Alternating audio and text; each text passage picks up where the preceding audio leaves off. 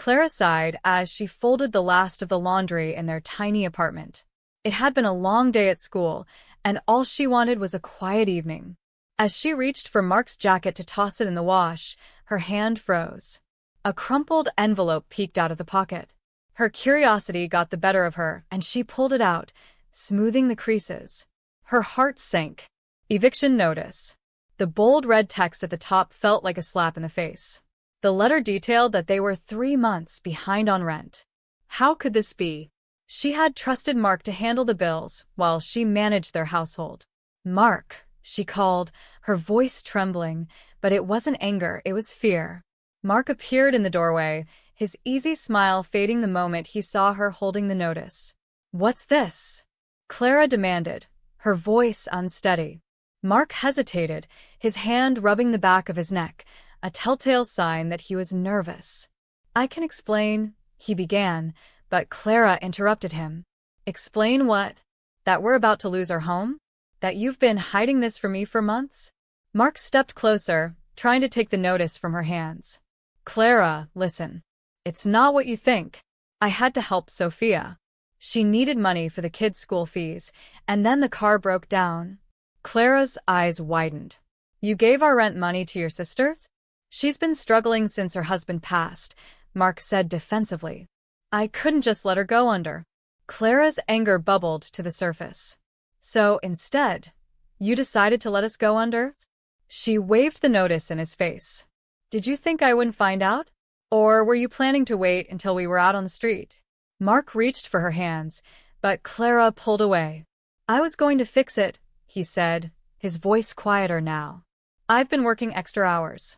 I thought I could catch up before it got this far." "Fix it?" Clara repeated, her voice rising. "With what money, Mark?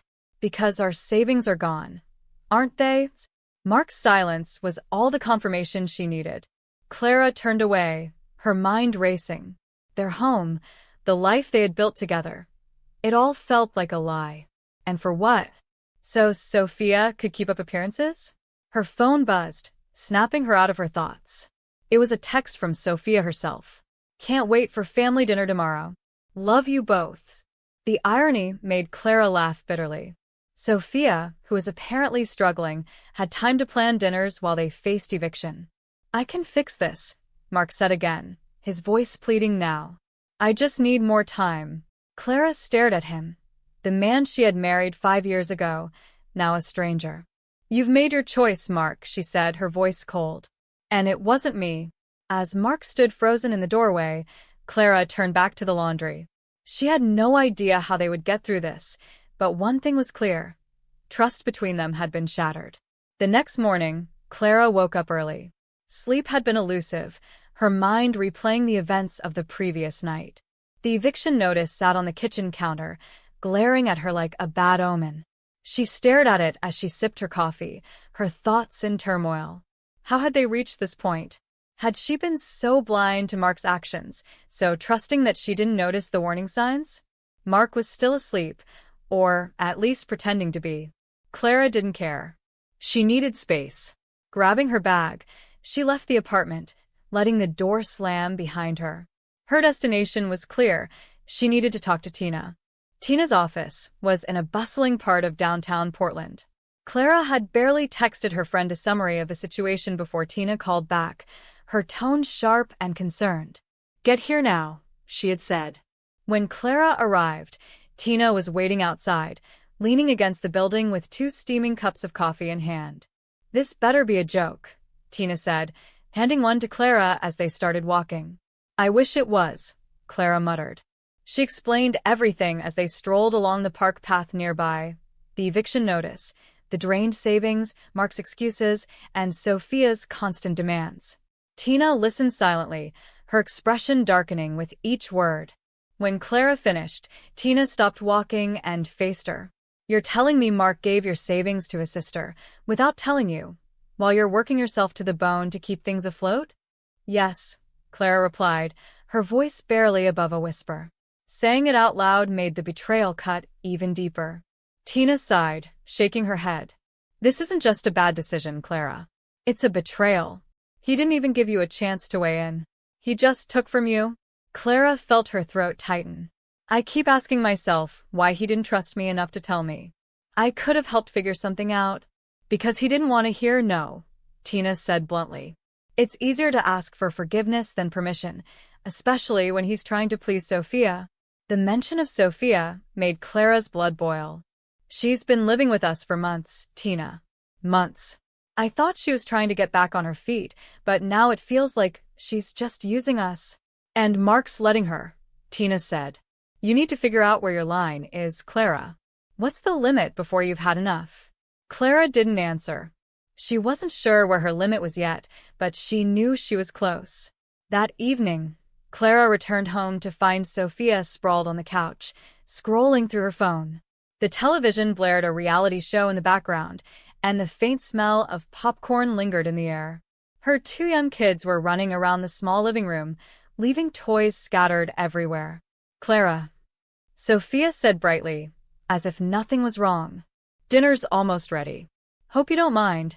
I used that fancy pasta you bought last week. The kids were craving something special. Clara clenched her jaw. Fancy pasta? The same pasta she and Mark had decided to save for a rare date night? She forced a smile. No problem, she said, her voice tight. As Sophia turned back to her phone, Clara stepped into the kitchen. Mark was there, stirring a pot on the stove. He looked up when she walked in, guilt written all over his face. Clara, he started, but she cut him off. Not now, she said sharply. She didn't have the energy for another argument. Instead, she grabbed a glass of water and walked out, ignoring the tension hanging in the air. The next day, Clara sat in her classroom during her lunch break, staring at her phone. A notification had popped up from Sophia's Instagram account. Against her better judgment, she opened it. The post was a picture of Sophia's kids in brand new outfits, holding shopping bags from an upscale mall. The caption read, "Fresh start, new beginnings." So blessed. Clara's stomach turned. How could Sophia be flaunting expensive purchases while they were on the verge of eviction? She felt her frustration bubble over and texted Tina immediately. Wine. My place. Tonight. Tina arrived later with 2 bottles of red, her expression grim as Clara explained the latest outrage. She's using Instagram to brag about her life while draining ours. And Mark? He just stands by and lets her. Then stop letting him, Tina said firmly, pouring Clara a generous glass. You don't owe them anything, Clara. If they're going to treat you like a doormat, it's time to show them the door. Clara stared at the wine swirling in her glass. Tina was right, but it wasn't that simple. She had loved Mark, trusted him. Letting go of their life together wasn't something she could do lightly. The family dinner the following evening was everything Clara expected, and worse. Linda arrived early with a casserole dish in hand and immediately began organizing the table as if it were her home. Mark hovered near her, hanging on her every word. Sophia played the grieving widow, her kids the center of attention as usual. Clara sat silently through most of it, her appetite gone. She listened as Linda praised Mark for being such a good brother and scolded Clara for not being more understanding of family struggles. Finally, Clara had enough. She set her fork down with a sharp clink and looked directly at Sophia. Do you want to tell everyone the truth, or should I? The room went still. Sophia blinked, feigning innocence. What do you mean? I mean the truth about where the money really went. The shopping, the trips, the expensive meals, Clara said, her voice steady despite the anger simmering underneath. The money Mark took from me to give to you? Linda gasped, her hand flying to her chest. Mark looked like he wanted to disappear into the floor. Sophia's face hardened. I don't know what you're talking about. Clara pulled her phone from her pocket and opened the screenshots she had taken of Sophia's Instagram posts. She slid the phone across the table. Don't you? Because this doesn't look like someone who's struggling. Sophia glanced at the screen, her face pale. I was going to pay it back, she stammered. When? After we were homeless? Clara demanded. You've been lying to us this whole time, Sophia. Using your kids as an excuse to live off of us while we fall apart. Linda tried to interject, but Clara held up a hand. No, Linda. You don't get to lecture me about family loyalty when your daughter has been stealing from me. The table fell into silence. Clara stood, her chair scraping loudly against the floor. I'm done, she said, her voice firm. I won't let you drag me down with you. Without waiting for a response, she walked out, leaving them all to sit in the mess they had created. Back at the apartment, Clara began packing her things. She didn't know what her next step would be, but one thing was certain. She couldn't stay. As she folded clothes into a suitcase, Mark appeared in the doorway. Clara, he said, his voice heavy with emotion. Please don't do this. We can fix it. She looked at him. The man she had once loved so deeply, now a stranger to her. You made your choice, Mark, she said quietly. And it wasn't me. Mark's shoulders slumped as Clara zipped up her suitcase. The weight of his betrayal hung heavy between them, and Clara knew it was a weight she could no longer carry. Clara spent the next few days staying at Tina's apartment. The small guest room she was using didn't feel like home, but it was better than staying in the place that had become a battleground. Tina had been endlessly supportive, offering wine, advice, and the occasional distraction, but Clara knew she couldn't stay here forever. She needed to figure out her next move. One evening, as Clara sat scrolling through job listings on her laptop, Tina walked in with 2 cups of tea. Any luck? She asked, handing Clara a mug. Clara shook her head. Not yet. I'm not sure what I'm even looking for. It feels like my whole life has been uprooted. Tina sat down beside her. You know, uprooting isn't always a bad thing. Sometimes it's the only way to grow. Clara gave her a small smile. You should write greeting cards. Seriously, though, Tina continued, leaning forward. You're not the one who should feel displaced here. Mark and Sophia are the ones who messed up. If anyone needs to uproot their lives, it's them, not you. Clara sighed. I know, but it's hard to walk away from everything I've built. Tina put a hand on her shoulder. You're not walking away, Clara. You're rebuilding. And trust me, you're going to build something so much stronger this time. The next day, Clara received a text from Mark. It was brief and to the point. Can we talk? Just us. She stared at the message for a long moment, her emotions a mix of anger, sadness, and curiosity. Part of her wanted to ignore it, but another part, the part that still remembered the man she had married, wanted answers. After a deep breath, she typed back, fine. Tomorrow. At the park. The following afternoon, Clara arrived at the park early. She sat on a bench under a large oak tree, the chilly Portland air nipping at her cheeks. Mark arrived a few minutes later, looking tired and disheveled. His once neat appearance had given way to wrinkled clothes and a shadow of stubble on his face. Thanks for meeting me, he said as he sat down beside her. Clara didn't respond immediately. She stared at the playground in the distance, watching children laugh and play. Finally, she turned to him. What do you want, Mark? He sighed heavily, running a hand through his hair. I messed up, Clara. I know I did. I should have told you about the money, about the bills, about everything. I thought I could fix it on my own. By lying to me? Clara shot back, her voice sharp. By taking our savings without even asking? Mark flinched. I didn't mean to hurt you. I was just trying to help Sophia. She's been through so much, losing her husband, raising 2 kids on her own. And what about me, Mark? Clara interrupted. What about us? Do you think this hasn't been hard for me too? I was your partner. You were supposed to trust me, but instead, you chose to betray me. I didn't see it that way, Mark said quietly. I thought I was doing the right thing. The right thing for who? Clara asked, her eyes narrowing. Because it sure wasn't for us. Mark looked down at his hands, his shoulders slumping. You're right, he admitted. I let my guilt over Sophia's situation cloud my judgment. I put her needs above yours, above ours, and I'm sorry. Clara shook her head, a bitter laugh escaping her lips. Sorry doesn't fix this, Mark. Sorry doesn't pay the rent or undo the damage you've done. I know, Mark said. But I want to make it right. I'm starting therapy. I've been talking to my boss about picking up extra work to pay back what I took. I'm trying, Clara. Clara stared at him, searching his face for the man she had once trusted implicitly. She could see the regret in his eyes, but regret wasn't enough. Trust, once broken, wasn't so easily repaired. I appreciate that you're trying, she said finally, but I don't know if I can forgive you for this. Mark nodded slowly, as if he had been expecting her response. I understand, but I'm not giving up on us, Clara. Not yet. Clara didn't reply. She wasn't sure what to say. Part of her wanted to believe him, to hold on to the hope that they could rebuild what had been lost. But another part, the part that had been betrayed, wasn't ready to let go of her anger. Later that evening, Clara returned to the apartment for the first time in days. Mark wasn't home, but Sophia was. She was sitting on the couch, her kids playing quietly on the floor. When Clara walked in, Sophia looked up, her expression a mix of guilt and defiance. Clara, she said hesitantly, can we talk? Clara crossed her arms, leaning against the doorframe. What is there to talk about, Sophia?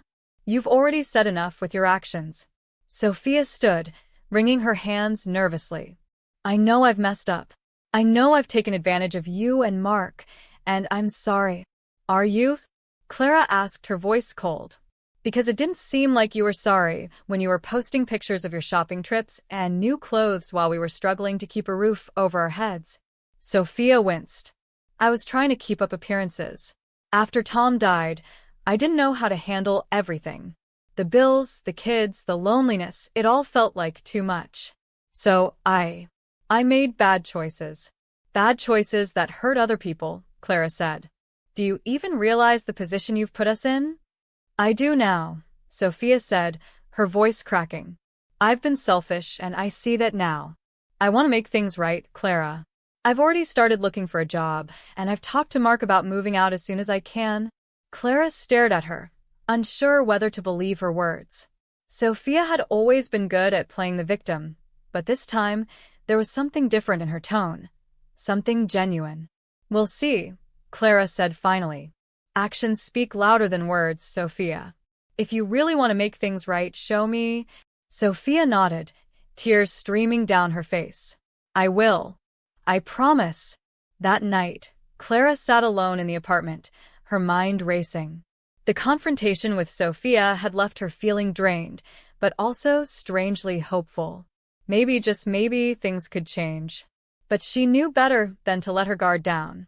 Promises were easy to make, but much harder to keep. As she stared out the window at the city lights, Clara realized that no matter what happened, she needed to prioritize herself for once. She couldn't keep sacrificing her happiness and stability for others. It was time to take control of her own life. With a renewed sense of determination, Clara picked up her phone and started making a plan. She didn't know what the future held, but one thing was certain. She wasn't going to let anyone else dictate her path ever again. Clara sat in the corner booth of a small coffee shop in downtown Portland, the same one she had visited countless times during her marriage to Mark. This time, though, the visit felt different. She had requested to meet him here, not to rekindle anything, but to finalize what had been left unresolved. Mark arrived a few minutes late, his shoulders slightly hunched, and his expression weary. He spotted Clara and gave her a small, hesitant wave before approaching the table. Hey, he said, sitting down across from her. Clara nodded, folding her hands on the table. Hey. The silence between them was heavy. For a moment, Clara simply studied him. Mark looked thinner, older, as if the weight of everything had finally settled on him. It wasn't anger she felt toward him anymore, just a quiet sadness. I wanted to meet to talk about what happens next, she said finally, her voice calm but firm. It's time to make decisions? Mark nodded, his eyes dropping to his coffee cup. I get it. I've been thinking about it too. I've been staying at a motel for now, but I found a roommate situation that's more permanent. Clara raised her eyebrows. A roommate? Yeah, Mark said, his voice soft. I need to figure out who I am without everything else. Without Mom's influence. Without Sophia leaning on me. I've started therapy too. That's a good step, Clara said, surprised by his candor. Mark met her gaze for the first time. I know I can't undo what I've done, Clara. I just want you to know I'm sorry for everything. for breaking your trust, for not putting you first, for all of it. Clara nodded slowly. I appreciate that, Mark. But this isn't just about apologies. It's about actions. I need to move forward, and I can't do that if I'm tied to this mess. Mark looked away, his jaw tightening. Does that mean you're filing for divorce? Clara exhaled. She had thought long and hard about this. Yes, she said finally. It's what's best for both of us. We need to start over, separately. Mark nodded, his expression pained but accepting. I understand.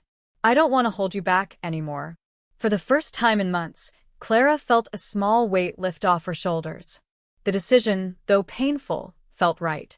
A week later, Clara was back in the apartment, boxing up her belongings. Mark had already moved out, leaving her the space to pack in peace.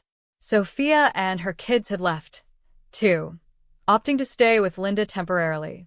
The quiet was both eerie and comforting. As she packed, Clara found an envelope tucked into one of the kitchen drawers. It was addressed to her, the handwriting unmistakably Sophia's. She opened it cautiously, expecting yet another apology. Instead, she found a check and a short note. Clara, I know this doesn't fix everything, but it's a start. I've been working and saving, and I'm going to pay back every cent I owe you. Thank you for being the one who forced me to wake up. You didn't have to, but you did. I'll never forget it. Sophia. Clara stared at the check, her emotions a mix of surprise and disbelief. It wasn't a large amount, but it was a step, a tangible effort to repair the damage. Months passed. Clara moved into a small one-bedroom apartment across town, closer to her school.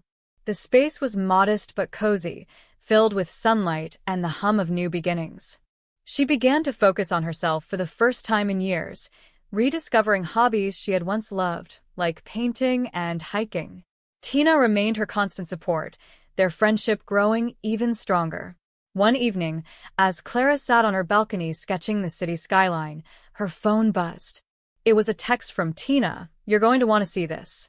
Check Sophia's Instagram. Clara hesitated before opening the app.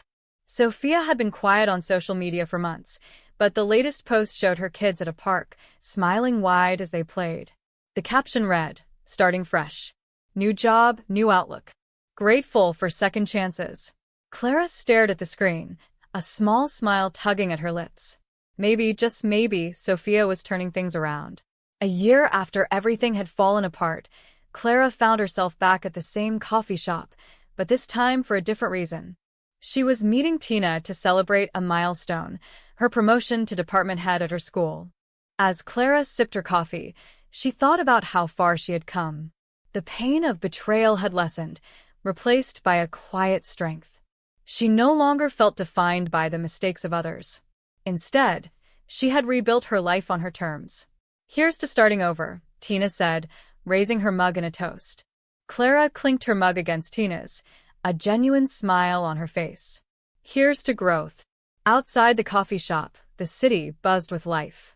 Clara watched as people hurried past, each carrying their own stories of struggle and resilience. For the first time in a long time, she felt at peace. No longer burdened by the weight of betrayal, she was free to embrace the future, a future she had built with her own strength and determination.